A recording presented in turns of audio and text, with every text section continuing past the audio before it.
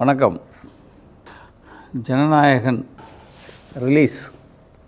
ரிலீஸுங்கிறதா லீக்குங்கிறதா நான் கேட்டால் ரிலீஸ் தான். ஆளாளுக்கு ஒன்று சொல்கிறாங்க.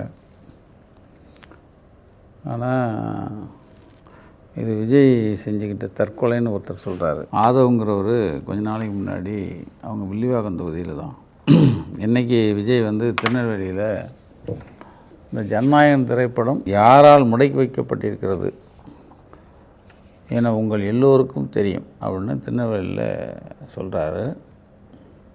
அதே நாள் அவன் என்ன சொல்கிறான்னா, வெயிட் பண்ணி பாருங்கள், இன்னும் ஒரு வாரத்தில் நாங்கள் ஒரு பெரிய சம்பவம் பண்ண போகிறோம், சம்பவம் செய்ய இருக்கிறோம் அப்படின்னு சொல்லியிருக்கான். அப்போ பெரிய சம்பவம் ஒரே நாள் விஜய் திருநெல்வேலியில் ஜனநாயகனை பற்றி பேசுகிறாரு. அதே நாள் வளர்ந்து கட்டவன் பெரிய சம்பவம் ஒன்று செய்ய போகிறேன்னு சொல்கிறாரு. அந்த சம்பவம் தான் ஜனநாயகன் ரிலீஸ். சின்ன கதை தான். ஒரு குழந்தை ரோட்டில் சூடுபட்டு கிடக்குது. உயிர் ஊசலாகுது, செத்துடுது. உயிர் ஊசல் அப்படியே பைய செத்து போகுது. அம்மா அப்பா கிட்ட நின்று அலறாங்க. சுற்றி எல்லாரும் கூடிட்டாங்க. கூடி ஐயோ சின்ன குழந்தை சூடுபட்டு இறந்துருச்சே அப்படின்னு எல்லாரும் குழந்தைக்காக அழுகிறாங்க. அப்பனும் ஆத்தாலும் அழுகிறாங்க. அது என்ன ஆகுது, என்ன சூடுபட்டு ரோட்டில் கிடக்கிற குழந்தை. அப்போ உடனே போலீஸு அது கேஸ் ஆக்கி எடுத்துகிட்டு போய் போஸ்ட்மார்ட்டம்லாம் பண்ணுறாங்க. அந்த குழந்தை சுட்டு இறந்தது இல்லையா, சுட்டு இறந்ததுன்னா அந்த ஒரு குண்டு உள்ளே இருக்கும். அந்த குண்டை எடுத்து பரிசீலனை பண்ணி பார்த்தா அந்த குண்டு அவங்க அப்பன் துப்பாக்கியில் இருக்கிற தோட்டா. துப்பறிஞ்சு பார்த்தா அவங்க அப்பன் துப்பாக்கி, அதாவது எந்த அப்பனும் ஆத்தாலும் அழுதாங்களோ அந்த அப்பன் தான் கையில் இருந்த துப்பாக்கியோட தோட்டா தான் அந்த பிள்ளையோட உடம்புல பாஞ்சு செத்துருக்கு. இதுதான் இப்போ ஜனநாயகம். நீங்கள் ரொம்ப ஆராய்ச்சி உள்ளே போனீங்கன்னா நீங்கள் இந்த வளர்ந்து கட்டவன் பேச்சு நீங்கள் நல்லா பாருங்கள். ஒரு 500 கோடி ரூபா பட்ஜெட்டு எல்லோரும் சொல்கிறாங்க. அது கூட இருக்கலாம், கொஞ்சம் குறைஞ்சி இருக்கலாம். நான் இனிமேல் நடிக்க மாட்டேன் அப்படின்னு சொன்ன ஒரு விஜய். அதான் முன்னாடியே நான் ஒரு 2-3 இதில் சொல்லியிருப்பேன். படம் நல்லா வரல. ஜனநாயகன் வராமல் தடுத்ததும் இதே விஜய் பார்ட்டி தான் அப்படின்னு முன்னாடி ஒருக்க சொல்லியிருப்பேன். ஏன்னா படம் நல்லா வரல, பாதிக்கு மேலே நல்லா இல்லை.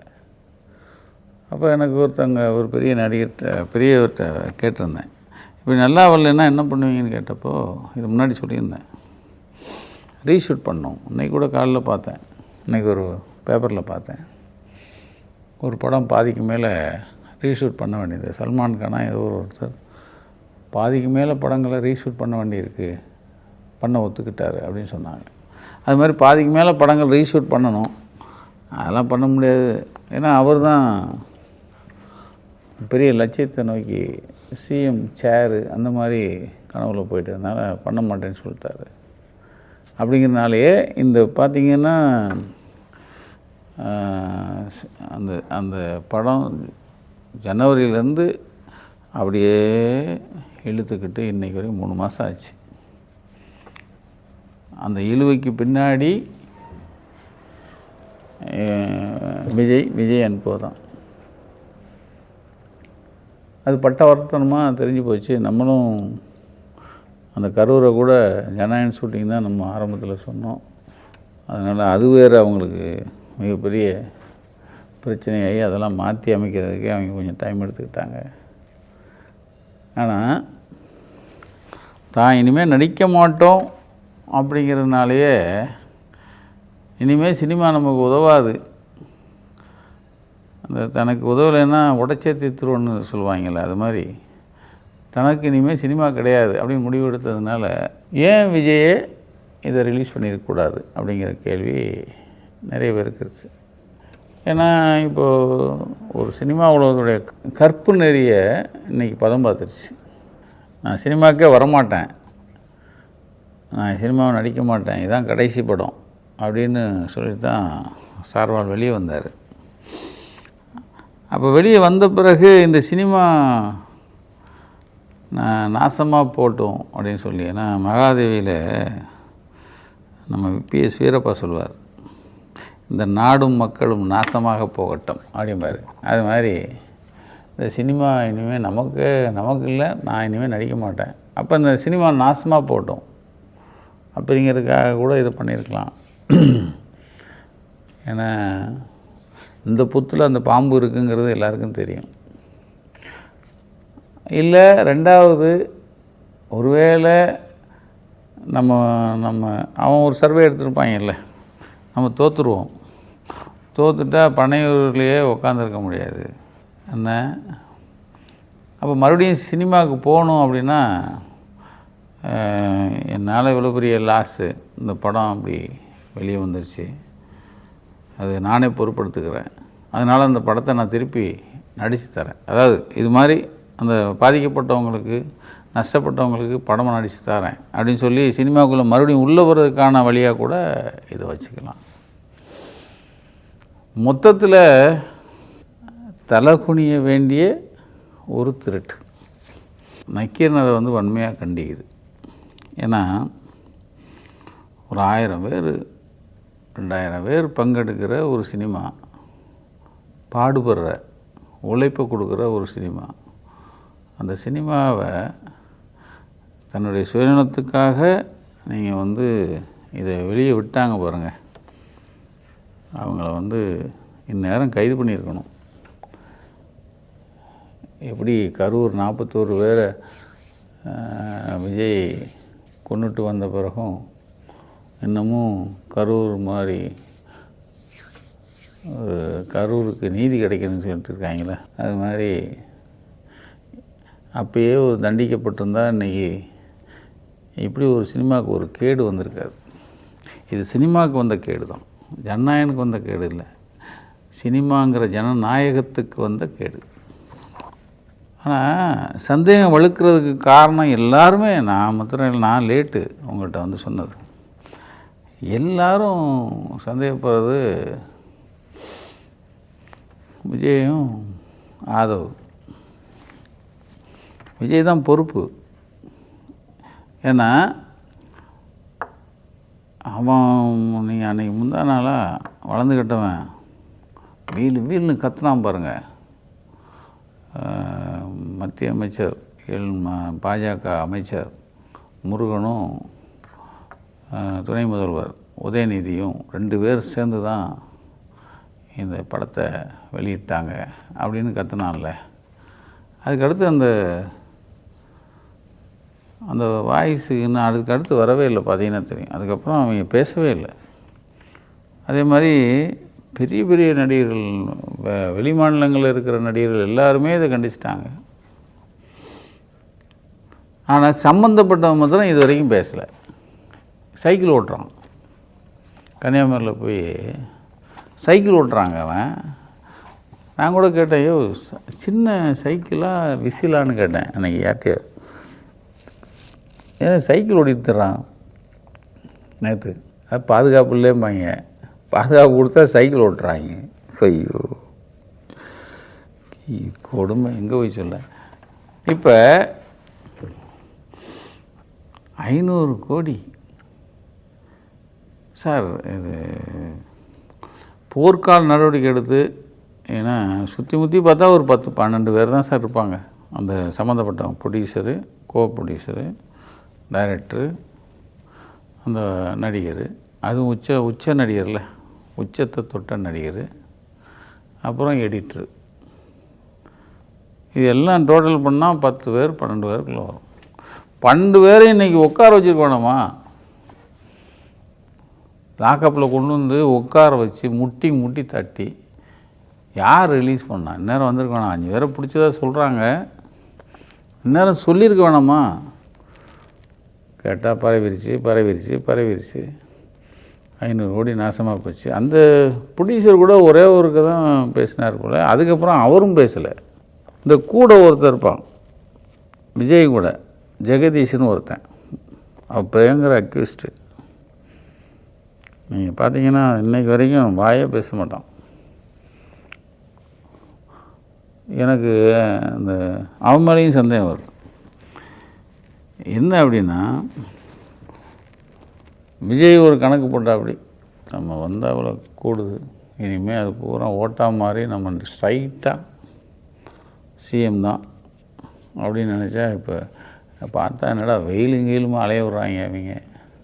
இவ்வளோலாம் கஷ்டப்பட்டாடா நான் வந்து சிஎம் ஆகணும், வரமாட்டேன் போடா அப்படின்னு சொல்லி ஒரு நாள் விட்டு ஒரு நாள் அப்படி ஆக்கியாச்சு.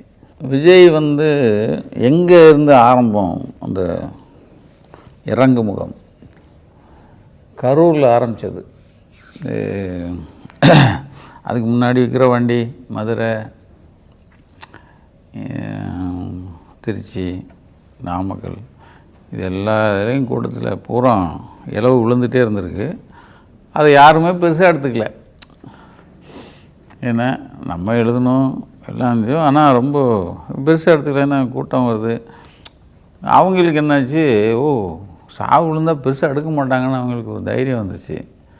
கரூரில் பெரிய எல்லாத்தையும் சேர்த்து ஒரு பெரிய ஆப்பு.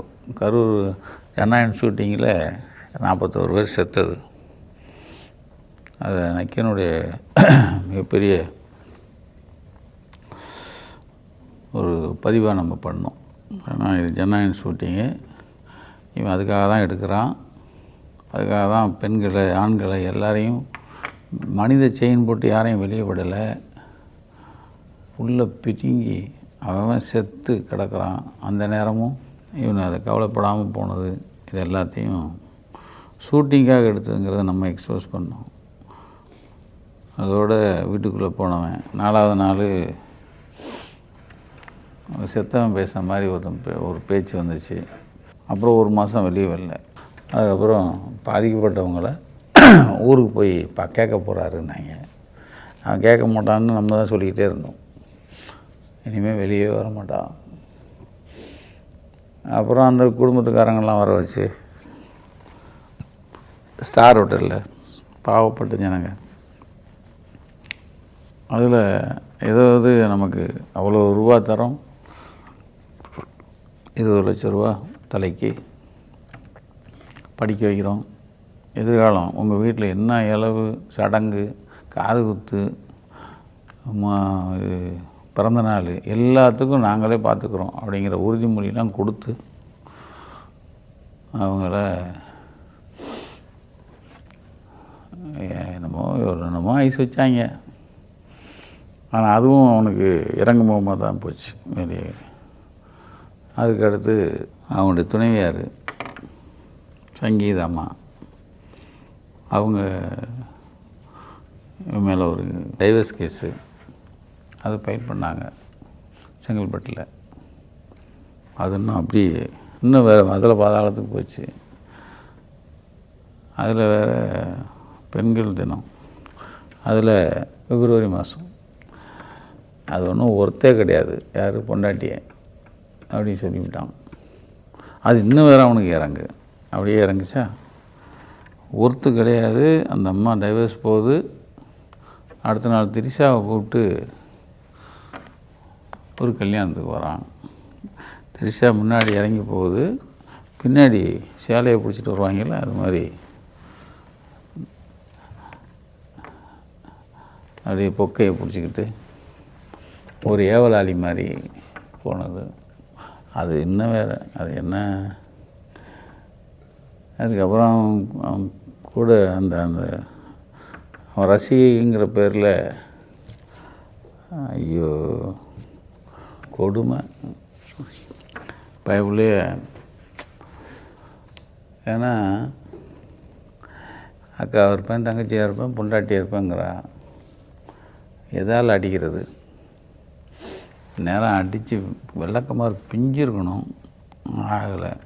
அது வரிசையாக பார்த்தீங்கன்னா ஒவ்வொருத்தையும் இப்போ வர்றதை பார்த்தீங்கன்னா சைக்கிளை இது இவங்களை எங்கே கொண்டு போய் சேர்க்குறதுன்னு தெரில. இவளுக்கு பேசின இத்தனை விஷயத்துக்கும், அதாவது குடும்பங்கிற கட்டுப்பாடுக்குள்ளே இல்லை நாம் இந்த சமூகம் ஒரு நல்ல பழக்க வழக்கங்களை வச்சிட்ருக்கிற ஒரு தமிழ் சமூகம், இதில் இருக்கிற பெண்டுக,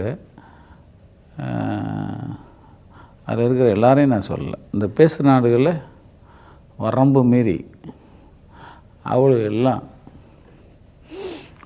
எல்லாரும் தடித்த வார்த்தையில் பேசுகிறாளுங்க. இவன் ரசிக்கிறான் விஜய், ஏன்னா அதை விரும்புகிறான். அதனால தானே அவளுக்கு ஒவ்வொருத்தையும் ஒவ்வொன்றும் பேசுகிறாள். ஒவ்வொரு கூட்டத்துலையும் பார்த்தா ஒவ்வொன்றும் எவன் வீட்டில் இல்லை, யார் வீட்டில் 10 பொண்டாட்டி இல்லை, வப்பாட்டி இல்லை, அது பர்சனல். ஒரு கட்சியோட தலைவன் இப்படி அநாகரிகமாக நடந்துக்கிற அவன் கட்சியை பெண்கள் அவளுக்கு ஒரு வார்த்தை கண்டிக்கலையே. எங்கள் தலைவர் ரசிக்கிறாருன்னு அவளும் மேற்கொண்டு பேசிக்கிட்டே திராள். தலைக்குனிய, அதாவது தமிழ்நாடு தலை நிமிர வைப்போன்னு ஒரு பக்கம் ஒருத்தர் ராப்பகலாக ஓடிட்டுருக்காரு. ஒருத்தன் வீட்டுக்குள்ளே இருந்துட்டு தலைக்குனிய வைப்போம் அப்படின்னு ஒருத்தன் பாடுபட்டு எடுத்துடுறான். வெக்கக்கேடு. அது ஒரு பக்கம் ஆச்சா. அதுக்கப்புறம் தஞ்சாவூர் ஒரு பையன் செத்து போயிட்டான். வண்டியில் ஏறிட்டாலே இந்த யமன் வாகனம் மாதிரி தான். விஜய் வண்டியில் ஏறி ஒரு ஊருக்கு வரான்னா யமன் வர்ற மாதிரி தான். நீங்கள் நல்லா பார்த்தீங்கன்னா யம வேஷம் போட்டு விஜய் மேலே நின்னா எப்படி இருக்கும், அது மாதிரி தான். எவன் எத்தனை பேர் ஆகிறான்னு தெரியாது. அது கணக்கில் வேறு கொடுக்க மாட்டாங்க. அதில் ஒரு பையன் செத்து போயிட்டான். இப்போ கூட தூத்துக்குடியில் ஒரு 3-4 பேர் விழுந்துட்டாங்க. அப்போது இந்த ரேஷியோ குறைஞ்சிக்கிட்டே வருது. இப்போ இதுக்கு என்ன பண்ணுறது? அப்போ தான் இந்த வளர்ந்துக்கிட்டவன் என்ன பண்ணிட்டான், அதாவது கொஞ்ச நாளைக்கு முன்னாடி ஜனநாயகம் படத்தை தடுத்து நிறுத்துகிறார்கள். அந்த படம் ரிலீஸ் ஆனால் ஒட்டுமொத்த தமிழ்நாடே தாவேகாவுக்கு தான் ஓட்டு போடும் அப்படின்னு சொல்லியிருக்கான். இப்போ அது வெளியே வந்துடுச்சு. இது நீங்கள் முடிச்சு போடலாம் வேணாம், நமக்கே நல்லா புரியும். யார் ரிலீஸ் பண்ண உள்ளங்கையில் நெல்லிக்கனியை வச்சு இது பாருங்கள் அப்படின்னு சொல்கிற மாதிரி தான். இதுக்கு இந்த பூதக்கரெல்லாம் தேவையில்லை. ஏன்னா கொஞ்சம் நாளைக்கு முன்னாடி, 2 நாளைக்கு முன்னாடி 3 நாளைக்கு முன்னாடி தான் சொல்லியிருக்கான், ஒரு பெரிய சம்பவம் ஒன்று பண்ண போகிறோன்னு சொல்கிறான். அதே வளர்ந்து கட்டவன் ஜனநாயகம் யாரால் நிற்கிது அப்படின்னு ஜனநாயகம் பேரை சொல்லி பேசுகிறான். ஆனால் யதார்த்தம் என்ன, இவனுங்களே தான் போகாத ஊருக்கு நீங்கள் டிக்கெட்டை வாங்கிட்டு உட்காந்துருக்காங்க. அதை ஒருத்தர் நல்லா சொன்னார். இந்த சென்சார் போர்டில் இருக்கிற அண்ணன், எந்த ஒரு சென்சார் போர்டும் ரிலீஸ் தேதி அன்னைக்கு அதை விட்டுறக்கூடாது அப்படின்னு சொல்லி யாருமே அதை பண்ணுறதே கிடையாது. ஒரு நாள் வேணால் தள்ளி போகுமே வழிய, மற்றபடிக்கு அவர் நல்லா சொல்கிறார். யாருக்கு இந்த காப்பி போச்சோ அவங்க தான் பொறுப்பு. மினிஸ்டர்கிட்ட கொடுக்குறோம்னு இருந்தால் அது டம்மியாக தான் இருக்கும், ஃபைனலில் ஒர்க் பண்ண மாட்டாங்க. எஃபெக்ட் கொடுக்கணும்னா கூட இப்படி நிறைய டிபார்ட்மெண்ட்டுக்கு ஒர்க் பண்ண கொடுக்குறதா இருந்தால் கூட ஒரிஜினலில் கொடுக்க மாட்டாங்க. படத்தோட ஒரிஜினல் ரா ஃபுட்டேஜில் ஒர்க் பண்ணவே மாட்டாங்க. இது பக்கா ஃபைனல் ஃபுட்டேஜாக பண்ணியிருக்காங்கன்னா டீமுக்கான ஷேரிங்கில் உள்ள ஃபுட்டேஜ் தான் இது. அதாவது காப்பி கிடையாது, பக்கா ஃபைனல் ஃபுட்டேஜாக பண்ணியிருக்காங்கன்னா டீமுக்கான ஷேரிங் உள்ள ஃபுட்டேஜ் தான் இது. வெளியில் யாருக்கும் இது மாதிரி வாட்டர் மார்க் போட்டு கொடுக்க மாட்டாங்க, அது மட்டும் உறுதி அப்படின்னு அவர் சொல்கிறார். அடுத்து சொல்கிறார், கேமராமேனுக்கு கூட இதை கொடுக்க மாட்டாங்க. ஏன்னா கேமராமேன் பெருசாக கேட்கவும் மாட்டாங்க. ப்ரொடியூசர்ஸு டைரக்டர்கிட்ட ஒரு காப்பி இருக்கும். பெரிய ஹீரோனா கேட்பார். சின்ன ஹீரோ இந்த மாதிரி இருக்கிறவங்க வந்துன்னா வேணுன்னா வந்து நீங்கள் பார்த்துட்டு போங்க அப்படிம்பாங்க. இதில் 3 நாள் காட்சியில் உள்ள ஷாட் மட்டும்தான் பரபரப்பு. அவர் பூஸ்டாக காட்டக்கூடிய காட்சிகள் மட்டும்தான் ரிலீஸ் ஆகிருக்கு அப்படிங்கிறாங்க. அதனால் அங்கேருந்த டீமில் இருந்து தான் தவறுதலாக போயிருக்கணும், இல்லை திட்டமிட்டு பண்ணியிருக்கணும். ஏன்னா முதல்ல வந்து 5 நிமிஷம் காப்பி விஜயை பூஸ்ட் பண்ணுற சீனாக வெளியே வந்துச்சுன்னு சொன்னாங்க. அப்போ அப்படி இருந்தால் இவங்க தான் ரிலீஸ் பண்ணியிருக்கணும்னு அவர் சொல்கிறார்.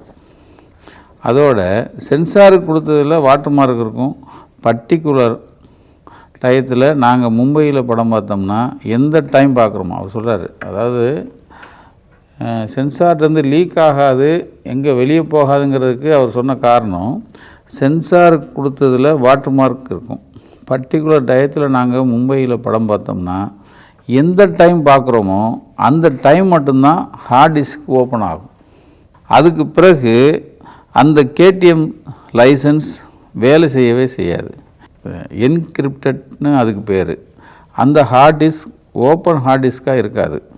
அதை யார் வேணாலும் எப்போ வேணாலும் அக்சஸ் பண்ணுறதா இருக்காது. அதுக்கு கடவுச்சொல்லை போட்டால் தான் எந்த தியேட்டராக இருந்தாலும் ஓப்பன் ஆகும். உலகம் முழுக்க எந்த தியேட்டராக இருந்தாலும் அந்த தியேட்டருக்கு அந்த டயத்துக்கு அவங்க லைசன்ஸ் கொடுக்கணும். அந்த மாதிரி ஒரு சில விஷயங்கள் பர்டிகுலராக இருக்கும். அதுக்கு பிறகு 14ஆம் தேதி ஜனவரி 14ஆம் தேதியே திரும்ப அந்த டீம்கிட்ட ஹார்ட் டிஸ்கை ஒப்படைச்சிட்டதா சென்சார் போர்டு நேற்று கூட அறிக்கை விட்டுருந்தாங்க. அதனால் இது ரொம்ப பாதுகாப்பானது. அதனால் அவ்வளவு ஈஸியாக படத்தை ப்ரொடியூசரோட அனுமதி இல்லாமல் நாங்கள் கண்ட நேரத்தில் போட்டு பார்க்கவும் முடியாது. ப்ரொடியூசரோட அனுமதியோடு தான் எந்த படத்தையும் போட்டு பார்ப்போம். அவர் வந்து அடித்து சொல்கிறார், எது சென்சாரில் இருக்கிறவர், ப்ரொடியூசர் அனுமதி இல்லாமல் நாங்களே பார்க்க முடியாது அப்படின்னு அடித்து சொல்கிறாரு. பெரும்பாலான அவங்க ஆட்களே இப்போ வந்து சைலண்ட் ஆகிட்டாங்க, பார்த்தீங்கன்னா தெரியும் அப்படின்னாரு.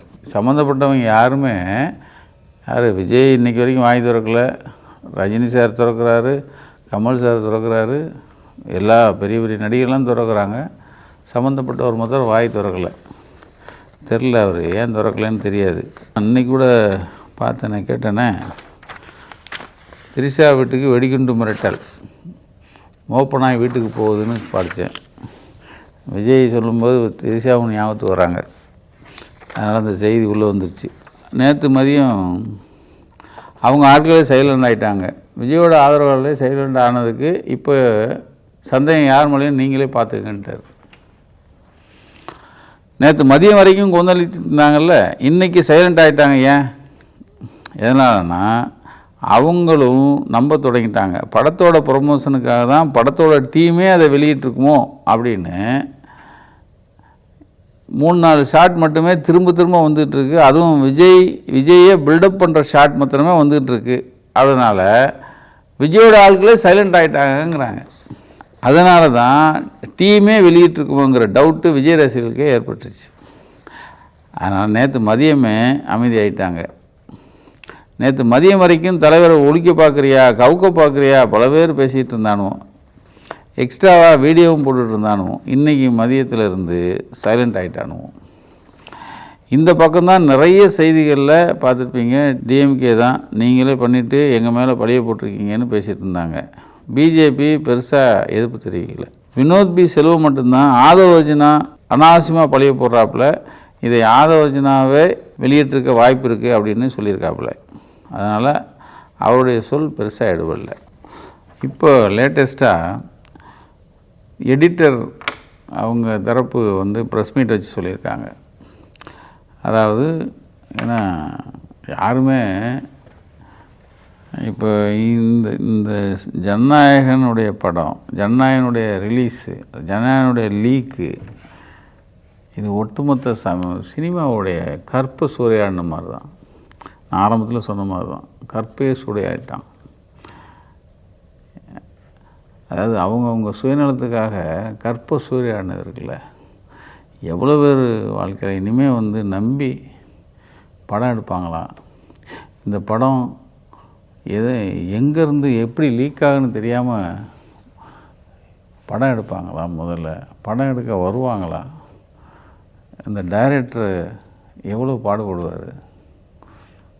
ஏன்னா நிச்சயமாக டைரக்டர் வெளியிட்டிருக்க மாட்டார். ஏன்னா அந்த டைரக்டர் மூலமாக போச்சுன்னா முடிஞ்சிச்சு, அவருடைய எதிர்காலம் போயிடும். ஆக டைரக்டர் இதில் சம்மந்தப்பட்டிருக்க முடியாது. எடிட்டருக்குள்ளே நீங்கள் அவங்க வாழ்க்கையே தான். நீங்கள் சினிமாவே எடிட்டரை நம்பி தான் இருக்கும். அதில் அவங்க இப்போ மறுப்பு சொல்லியிருக்காங்க. நாங்கள் எப்படி எங்கள் சைட்லேருந்து எப்படி போகும்? ஏதோ இப்போ ஹைதராபாத்துக்கு ஏதோ அந்த படம் வந்து சிஜி ஒர்க்குக்காக போகணும், போன இடத்துல ஏதாவது ரிலீஸ் ஆக வாய்ப்பு இருந்திருக்கும் அப்படிங்கிற மாதிரி அவங்க சொல்கிறாங்க. ஆனால் சினிமாவோட அதாவது ஒருத்தன் அரசியலுக்கு லாயக்கில்லாத ஒருத்தனை வந்ததுனால எப்படி அரசியல் இப்போ குட்டிச்சவராயிடுச்சு. அந்த அந்த அந்த பிள்ளைகள்லாம் ஒரு அரசியல் தலைவர் பிரச்சாரத்துக்கு வந்தால் அவங்க நடந்துக்கிற விதமும், அவங்க பேட்டி வீடியோவில் பேசுகிற விதமும், ஏண்டா இந்த அரசியலுக்காக தான்டா இவ்வளோ கஷ்டப்பட்டோம் அப்படிங்கிற மாதிரி, இந்த ஜனநாயகத்தை கொண்டு வர்றதுக்காக தான்டா இவ்வளோ கஷ்டப்பட்டோம் அப்படின்னு அரசியலில் பழந்திண்ணி கொட்டப்பட்டவன் போல தலை குனிஞ்சு இருக்கிற மாதிரி விஜயோட நடவடிக்கை ஆகிப்போச்சு. ஒருத்தன் வளர்ந்துக்கிட்டவன் நேற்று முந்தின நாளோ சிஎம் வந்து உரிமையில் பேசுகிறான். 10,000 ரூபா தான் அக்கௌண்ட்டில் இருக்கான். ஏண்டா டேய் என்னங்கடா விளாட்றீங்க? யார? சிஎம் தரம் தாழ்ந்து இறங்கி அரசியலை என்னைக்கு இவன் காலடித்து வச்சானோ, இந்த கும்பல் வச்சிச்சோ, நீங்கள் வந்து அதுக்குன்னு ஒரு அரசியலுக்குன்னு ஒரு ஒரு ஒரு மாண்பு இருந்துச்சு, அது நாசமாக போச்சு. இப்போ சினிமா அரசியலுக்கு ஆள் வச்சா அது முடிஞ்சா, இப்போ சினிமா கடைசி படம்னு கடைசியில் ஒழிச்சிட்டியாடா. 500 கோடியை இப்போ வந்து தெருவில் வீசி எறிஞ்சிட்டு வந்த மாதிரி அந்த படம் வெளியாயிருச்சு. அந்த 500 கோடிங்கிறது யாருடைய பணம்? அது விஜயோட பணமாகவே இருக்கட்டும். ஆனால் எனக்கு ஒன்றும் புரியலை. அதாவது பணத்தோட மரியாதை போச்சா? ஒரு படம் 500 கோடி செலவழித்து எடுத்த படத்தை அனாவசியமாக இப்போ வந்து தன்னுடைய சுயநலத்துக்காக கொண்டு வந்து விரயம் பண்ணிட்டோமே, அந்த குற்ற உணர்வு இருக்காது அவனுக்கு? எப்படி இருக்கும்? பொண்டாட்டியை நிறுத்தூரில் விட்டவன், 41 சாவையே நான் பண்ணலை திமுக பண்ணுச்சுன்னு சொல்கிறவன் 500 கோடியெல்லாம் பெருசாக எடுக்க போகிறானா? ஏன்னா 500 கோடியை விட்டால் நம்ம வந்து இன்னும் 20,000 கோடி சம்பாதிச்சிடலாம்ல அரசியலில் அப்படின்னு கூட நினச்சிருக்கலாம். ஆனால் சினிமாவுக்கு எவ்வளோ பெரிய இழப்பு. ஒட்டுமொத்த சினிமாவே இன்றைக்கி வந்து எவ்வளோ பெரிய கேள்விக்குறிக்குள்ள ஆக்கி தன்னுடைய சுதந்திரத்துக்காக வச்சுட்டாங்க இந்த தறிகட்ட கும்பல். ஏன்னா இந்த ஒரு படத்தில் சூனாப்பானா கேரக்டரில் வடிவேல் சொல்கிறார்ல, வடிவேல் வந்தவொடனே அதில் கடைசியாக ஒரு பெருசு கேட்கும், எனக்கு ஓம் மேலே தான் சந்தேகமாக இருக்குது அப்படின்னு சொல்லுவார்ல. அது மாதிரி விஜய் மேலே தான் இப்போ சந்தேகம். எல்லாருடைய பார்வையும் விஜய் மேலே தான்.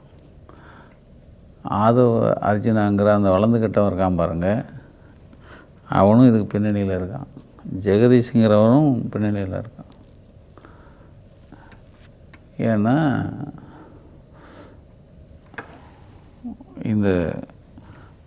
இந்த மாண்பு, இந்த கற்பு இன்றைக்கி ஈஸியாக நம்மளும் வெளியே வந்துருச்சு. ஆனால் எனக்கு நிறைய பாஸ் பண்ணாங்க, நான் பார்க்கல.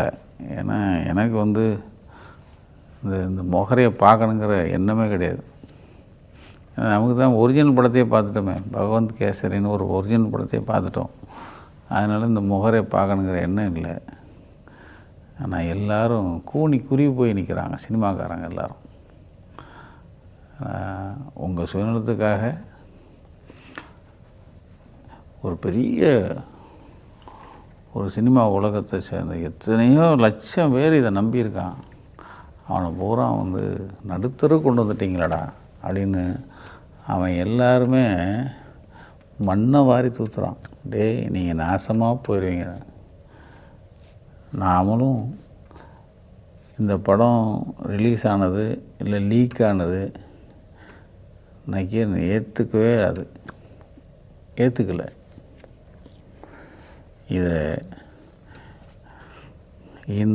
இந்த திருடன் இருக்கான்ல, இதை வெளியே கொண்டு வந்த திருடனை கண்டுபிடிச்சி முச்சந்தியில் வச்சு, எந்த ஜனநாயகத்தில் எம்ஜிஆர் கொடுத்தாரு சவுக்குன்னு சொல்லி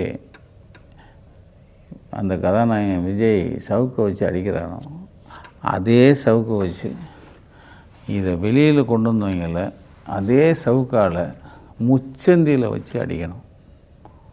நன்றி. நக்கீரன் டிவிக்கு சப்ஸ்கிரைப் செய்யுங்கள். உங்கள் ஆதரவே எங்கள் பலம்.